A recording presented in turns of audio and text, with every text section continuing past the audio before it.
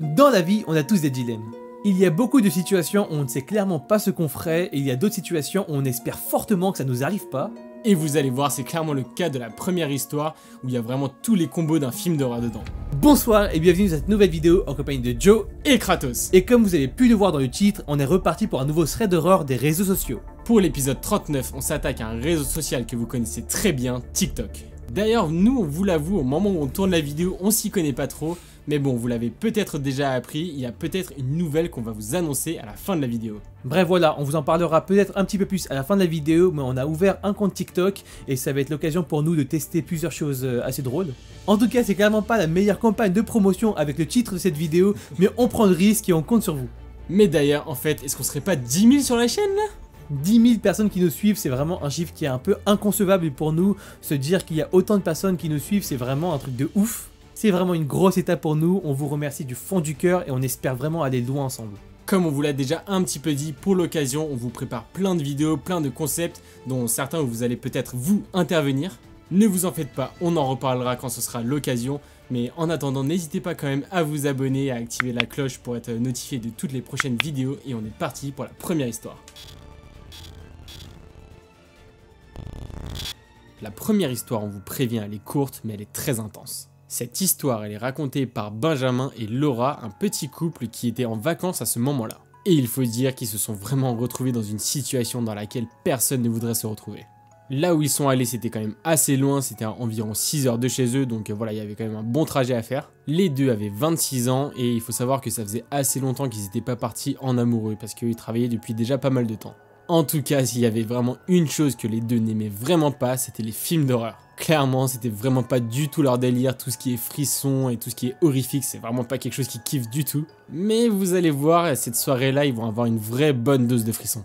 Alors qu'ils étaient en train de rentrer, ils vont se rendre compte sur la route qu'il n'y a vraiment personne. C'était la nuit, c'était un week-end d'hiver, c'était très sombre, il n'y avait pas du tout de lampadaire. Et à ce moment-là, ils se sont vraiment retrouvés dans une route de campagne, entourée de forêts, et en plus, ils avaient décidé de rouler la nuit pour éviter les bouchons.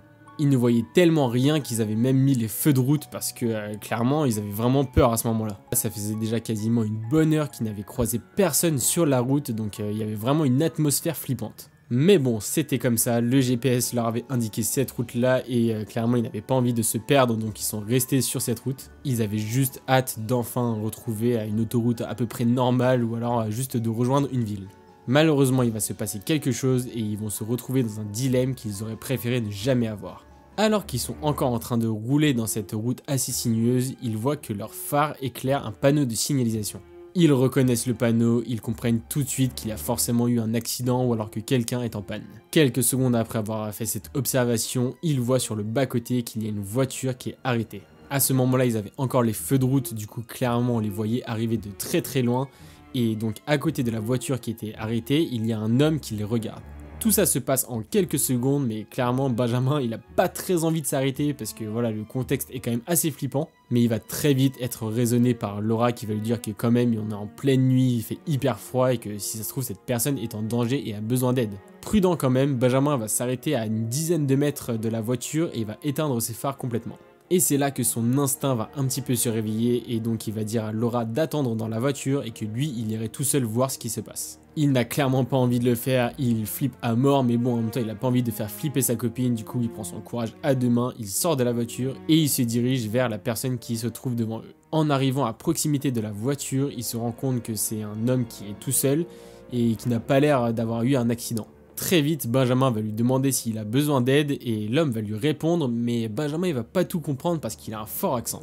Bon, la première impression de Benjamin n'est pas folle, il trouve quand même que le gars est un petit peu chelou, qu'il a un agissement très bizarre. Il a l'air très calme et tout de suite il va emmener Benjamin à côté de sa voiture et même il va se diriger vers la forêt. L'homme va en fait expliquer à Benjamin qu'il s'était arrêté sur le bas-côté parce qu'il avait envie de se soulager dans la forêt. Et à ce moment-là, il a en fait perdu son téléphone quelque part, il ne sait où. Benjamin n'avait pas pris son téléphone, du coup il n'a pas de lumière, alors pendant quelques secondes il va essayer de regarder un petit peu partout. Bien entendu, il ne voit absolument rien, du coup il va pas du tout retrouver son téléphone.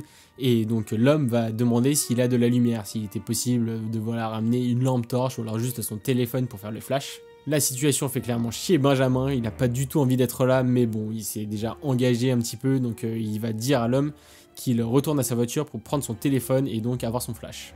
La tension monte quand même vraiment pour Benjamin, il est en plein milieu de nulle part, dans la forêt, avec une personne qu'il ne connaît absolument pas et qui lui demande un petit peu quelque chose de bizarre quand même. Une fois arrivé à sa voiture pour récupérer son téléphone, Benjamin va quand même raconter un petit peu ce qui se passe à sa copine, et juste par prévention, il va demander à sa copine de se mettre au niveau du siège du conducteur pour, voilà, au cas où il se passe quelque chose, pouvoir démarrer assez vite. Il récupère donc son téléphone, se dirige vers l'homme et il commence à éclairer un petit peu partout dans la forêt pour essayer de trouver son téléphone, mais bon, il ne trouve absolument rien. Il se retrouve donc dans une situation un petit peu bloquée, Benjamin il sait pas quoi faire, là il a plus grand chose à faire, et c'est donc à ce moment-là que l'homme va lui demander son téléphone. Il va lui dire qu'il a besoin d'appeler un ami à lui qui viendra le dépanner très facilement. Mais bon, Benjamin il a pas envie de lui donner son téléphone, du coup il va juste demander à l'homme de dire le numéro pour qu'il puisse le taper lui-même et ensuite appeler, mais l'homme va complètement refuser. L'homme va insister, il va pas arrêter de lui demander son téléphone, il va lui dire qu'il en a vraiment besoin et à un moment il va même commencer à s'énerver. Il va commencer à accuser Benjamin, il va lui dire qu'il le fait exprès, qu'il a pas du tout envie qu'il s'en sorte en fait. Et en soi, Benjamin il ne peut pas le nier, il a juste vraiment pas envie de lui donner son téléphone, du coup il recule un petit peu en voyant que l'homme s'énerve. Le gars va lui dire que ça fait 1 heure qu'il poireaute là, qu'il ne sait pas quoi faire, qu'il a vraiment besoin de son aide, et il va vraiment commencer à devenir violent verbalement, il va presque l'insulter, il va commencer à lui dire des trucs dans une langue qu'il ne comprend pas. Et au bout d'un moment, en voyant que Benjamin recule un petit peu, il va lui dire qu'il a besoin de chercher quelque chose dans sa voiture, donc il va se diriger vers sa voiture. À ce moment-là, Benjamin, il ne le sent plus du tout, il se dit qu'il va devoir se casser de là parce que clairement la situation est en train de dégénérer. Tout en reculant, il voit que l'homme est en train de chercher quelque chose dans une boîte qui se trouve dans sa voiture, il y a plein d'objets métalliques, il l'entend. Donc là, c'est clairement trop pour Benjamin qui sait qu'il va se passer quelque chose, du coup il part en courant et il dit à sa copine de démarrer parce qu'il a besoin de partir. Pendant qu'il court, il voit en se retournant que l'homme est en train de le suivre en courant aussi et qu'il a un outil dans la main. L'homme est en train de le poursuivre en criant et finalement Benjamin va réussir à rentrer dans la voiture. Laura démarre hyper vite et tout de suite il commence à partir et l'homme qui était juste devant va mettre un gros coup dans la vitre. Heureusement, la vitre ne va pas se péter et finalement Benjamin et Laura se retrouvent à nouveau sur la route en train de rouler hyper vite. Pendant les quelques minutes qui vont suivre ce qui vient de se passer, ils vont pas arrêter de regarder dans les rétroviseurs pour voir si l'homme était en train de les poursuivre ou pas. Les deux sont complètement sous le choc, il s'est passé exactement le pire des scénarios qui pouvaient arriver. Heureusement, ils ne vont pas voir de voiture derrière eux et donc du coup, après quelques instants, ils vont finalement s'arrêter à une station-service pour souffler un petit peu. Ils vont repenser à tout ce qui vient de se passer, ils vont se dire qu'en fait l'homme croyait peut-être que Benjamin était tout seul étant donné qu'il s'était garé un petit peu plus loin et qu'ils étaient clairement dans le noir. Ils vont se demander s'ils ont besoin d'alerter quelqu'un pour dire que voilà, il y a un homme très chelou sur la route, mais bon, finalement ils ne vont pas le faire. Ils vont donc reprendre la route et finalement ils ne vont jamais oublier ces vacances qui auraient pu se terminer en vrai film d'horreur.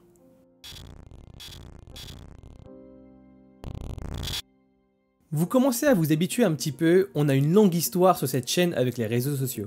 Que ce soit Instagram, Facebook, Twitter, Snapchat, il y a toujours des mécanismes assez similaires dans toutes ces histoires. Mais vous l'avez deviné, cette deuxième histoire concerne TikTok et c'est l'histoire d'Héloïse qui est arrivée il y a quelques temps. Lorsque cette histoire est arrivée, Héloïse avait 17 ans et c'était quelqu'un qui commençait à découvrir un petit peu TikTok. Clairement, au lycée, toutes ses copines en parlaient à chaque fois, elles n'arrêtaient pas de lui montrer des vidéos d'autres personnes se mettant en scène sur TikTok, à faire des clips assez drôles. Et alors qu'au début elle était un petit peu réticente, elle va très vite se prendre au jeu en voyant que tout son entourage, notamment à l'école, s'y mettait. Et donc très vite, comme beaucoup d'autres jeunes de son âge, elle va commencer à faire des petites vidéos avec des musiques derrière où elle fait des petites chorégraphies. Clairement, Héloïse est timide et c'est pas quelqu'un qui a envie de crier sur tous les toits qu'elle est sur TikTok parce qu'au début elle avait un petit peu honte de ses clips. Elle connaissait également l'opinion de ses parents sur les réseaux sociaux, ses parents lui reprochaient très souvent qu'elle passait trop de temps sur Facebook notamment. Et donc ce compte TikTok est un petit peu un secret entre elle et quelques-unes de ses plus proches amies. Mais depuis quelques temps, Héloïse avait vraiment des étoiles plein les yeux quand elle voyait des personnes en fait briller sur TikTok et avoir beaucoup de vues et beaucoup d'abonnés. Et clairement, après le lycée, elle s'y donnait à cœur joie à réaliser des clips où elle espérait que ça allait percer un jour. Bon, clairement, elle fait comme elle peut, elle n'a pas beaucoup de matériel et son téléphone date d'il y a quelques années. Mais bon, le principal c'est qu'elle s'éclate et même si elle fait des vidéos qui ne sont pas d'une grande qualité, elle voit son nombre d'abonnés augmenter un tout petit peu et ça lui fait plaisir. Un jour, un vendredi soir, alors qu'elle rentrait du lycée, Héloïse va encore une fois traîner sur TikTok et essayer de voir un peu les retours qu'il y a sous ses vidéos. Et elle va être super surprise de voir qu'il y a quelques minutes, quelqu'un lui avait envoyé un message privé. Héloïse est super contente, ça lui était quasiment jamais arrivé et elle avait autorisé tout le monde à lui envoyer des messages pour voilà commenter ses publications. Et alors qu'elle est en train de lire le message qu'on lui a envoyé, elle n'en revient clairement pas. Le message qu'on lui avait envoyé était celui d'un homme qui écrivait très bien, sans faute, et il la complimentait sur ses vidéos et sur le potentiel qu'elle avait. Et vraiment dans ce message, il insistait sur le fait qu'elle avait un potentiel et que si elle voulait, il pouvait l'aider à percer. Bon, clairement, Héloïse est super contente, mais elle essaie de relativiser un petit peu, de ne pas trop monter sur ses grands chevaux. Et donc elle va répondre le plus sobrement possible et elle va juste demander en quoi elle pouvait l'aider et aussi comment améliorer la qualité de ses vidéos. Elle va voir que l'homme ne va pas répondre tout de suite et donc elle va un peu passer à autre chose. Et quelques heures après, avec grande surprise, elle va voir qu'on lui a encore répondu. Et là, l'homme va lui dire qu'en fait, il travaille dans une boîte de production qui mettait en avant des jeunes créateurs de contenu et qu'il pouvait en fait établir des partenariats avec des personnes et si le courant passait bien et que les deux parties étaient d'accord, ils pouvaient travailler ensemble. Héloïse n'en croit pas ses yeux, elle a vraiment pas beaucoup d'abonnés et donc elle a l'impression de vivre un rêve et franchement ça refait complètement sa soirée et donc elle va simplement demander à en savoir plus. Et c'est là qu'elle va commencer à un petit peu déchanter quand elle va voir que l'individu ne va pas lui répondre. En fait, plusieurs jours vont s'écouler et le rêve un petit peu d'Héloïse va commencer à s'effriter lorsque l'individu va de nouveau refaire surface et va lui envoyer encore une fois un message. Mais en fait, il ne va pas vraiment répondre à ses questions, il va juste lui demander si c'était possible d'échanger leur numéro pour pouvoir échanger par SMS, parce que d'après lui, c'était le moyen de communication qu'utilisait sa boîte. Et donc Héloïse, sans aucune suspicion, va accepter de donner son numéro de téléphone, et donc la conversation va se poursuivre par SMS. Et par message, l'homme va commencer à lui dire que si elle souhaitait, ils pouvaient se rencontrer, donc elle et son équipe, pour faire connaissance et pour voir s'ils pouvaient éventuellement travailler ensemble. C'est là que ça va commencer à devenir un peu plus étrange lorsque l'homme en fait va demander à Héloïse de lui envoyer plusieurs photos sous profils différents. Il va lui dire qu'il en a besoin pour faire une sélection entre plusieurs TikTokers amateurs et que voilà, il avait besoin d'informations et de photos pour les montrer à son équipe. Héloïse trouve ça normal, elle va lui envoyer et donc elle va espérer avoir toutes ses chances. Et c'est aussi à ce moment que l'homme va commencer à lui donner des conseils. Il va commencer à dire qu'il est sur TikTok depuis très longtemps, qu'il analyse beaucoup de profils et que pour qu'elle commence à marcher, il fallait qu'elle commence à faire des vidéos un petit peu plus osées. Sans lui dire directement, il va lui faire comprendre qu'elle devrait plutôt mettre des petites tenues, ce genre de choses parce que ça attirait un plus grand public. Héloïse est un petit peu mal à l'aise face à ses conseils et donc elle va juste continuer dans les prochains jours à faire d'autres vidéos en essayant d'appliquer les autres conseils qu'on pouvait lui donner. Et pendant plusieurs jours, elle va donc faire des vidéos tous les jours en espérant vraiment qu'on lui envoie un message pour lui dire qu'elle a été prise à l'issue de la sélection. Et à chacune de ces vidéos, elle va recevoir un SMS de l'individu en question qui va lui donner des conseils, qui va commenter et même lui dire qu'elle s'améliorait et qu'il la trouvait jolie. Et c'est au bout d'une semaine que son rêve va enfin se réaliser, l'individu va lui dire qu'elle a été prise pour une sélection et qu'ils devaient se rencontrer. Héloïse saute de joie dans sa chambre, elle a vraiment envie d'en parler à ses parents, à ses amis, mais jusqu'ici elle n'en avait parlé à personne parce qu'elle voulait vraiment que ça se concrétise. Et donc pour éviter qu'on se moque d'elle, elle avait vraiment attendu que ça se réalise vraiment pour en parler, et donc c'est avec tout sourire qu'elle va accepter l'invitation. Mais comme beaucoup de jeunes, elle n'est pas dupe, elle a entendu beaucoup d'histoires qui tournaient un petit peu mal, des personnes qu'il ne fallait pas forcément rencontrer, et donc elle va poser ses conditions. Elle va demander de se rencontrer en fait dans un bar ou dans un lieu public afin qu'ils puissent en fait échanger une première fois et secrètement pour qu'elle puisse se faire une première idée. Et alors que l'individu lui avait initialement proposé de venir directement dans ses locaux, il va finalement accepter au bout de quelques heures de la rencontrer dans un lieu public. La rencontre avait lieu dans quelques jours et pendant ces quelques jours d'attente, Héloïse était super contente, elle ne pensait qu'à ça clairement. Le jour de la rencontre arrive enfin, l'homme en question lui avait demandé de remplir un espèce de formulaire par SMS qui indiquait en fait son adresse, son numéro de téléphone et quelques informations d'identité. Héloïse avait répondu à tout ça et après s'être assurée d'être enfin prête, elle avait pris son matériel et s'était dirigée vers le café où elle s'était donné rendez-vous. Elle arrive en avance, il y avait un petit peu de monde et comme c'était en centre-ville, ça la rassurait un petit peu. Et au bout de quelques instants, l'homme va faire son apparition et va venir à sa table parce qu'il l'avait reconnu. L'homme a l'air d'avoir la cinquantaine, il a l'air plutôt normal et il affiche un grand sourire à Héloïse. Et très vite, il va commander des boissons. Au début, elle est clairement complètement intimidée et la conversation va se faire au fur et à mesure. Et très vite, l'homme va encore commencer à lui faire des promesses, à lui dire qu'elle avait un gros potentiel, qu'avec sa boîte de production, il pouvait vraiment la mettre en avant si elle acceptait le contrat. Mais alors qu'Héloïse était vraiment déterminée à ne pas tomber dans un coup foireux, elle va quand même demander des détails sur sa société, sur les procédures pour vraiment avoir le cœur net. Et c'est à ce moment qu'elle va commencer à avoir un peu de doute. En fait, à chaque fois qu'elle demandait une question par rapport à l'organisation ou alors à son équipe, il y avait des petites incohérences ou alors l'homme semblait hésiter. Quand elle va lui demander combien de personnes travaillaient dans la boîte, l'homme va hésiter, il va commencer à bégayer un petit peu. Et en fait, il va passer très vite sur tous les détails de la procédure et va juste essayer de la complimenter en lui faisant encore plus de promesses. Héloïse commence à le sentir vraiment mal et l'homme va juste proposer de continuer la conversation en marchant vers les locaux qui n'étaient pas trop loin du café selon lui. Et alors qu'elle se faisait un peu plus discrète et que lui continue à parler, son mauvais feeling va commencer à s'intensifier alors qu'il s'est dirigé vers une voiture. L'homme va lui dire que c'était un peu galère d'aller au locaux à pied et donc il va proposer de prendre la voiture pour l'emmener avec lui au locaux. Clairement cette fois c'est trop, ça ressemble beaucoup trop à un cliché qu'elle a déjà entendu beaucoup trop de fois et donc elle va commencer à décliner poliment l'invitation.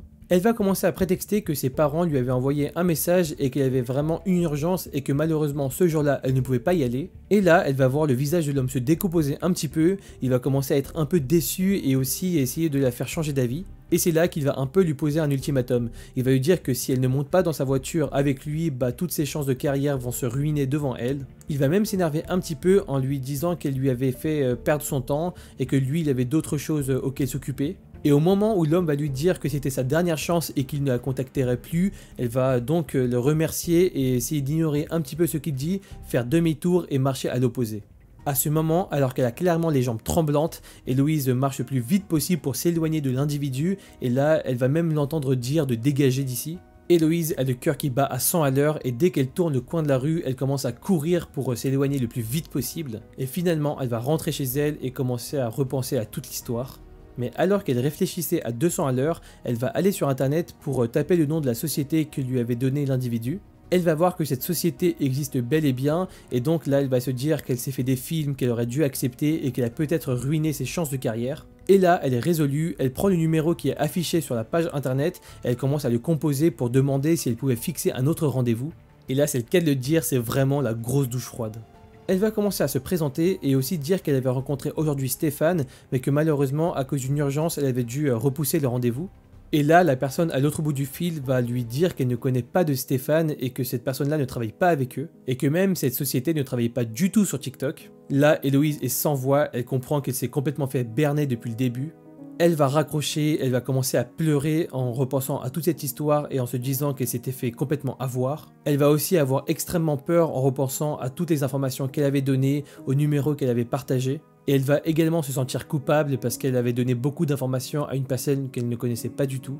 Et pendant quelques temps, elle va rendre son compte TikTok complètement privé. Pendant quelques mois, elle va garder cette histoire pour elle parce qu'elle avait trop honte du regard des autres. Mais finalement, elle en fera part à quelques-unes de ses amies pour essayer d'alerter un petit peu sur les dangers des réseaux sociaux. Parce que clairement, ce jour-là, elle ne sait pas ce qui aurait pu se passer si elle était montée dans sa voiture.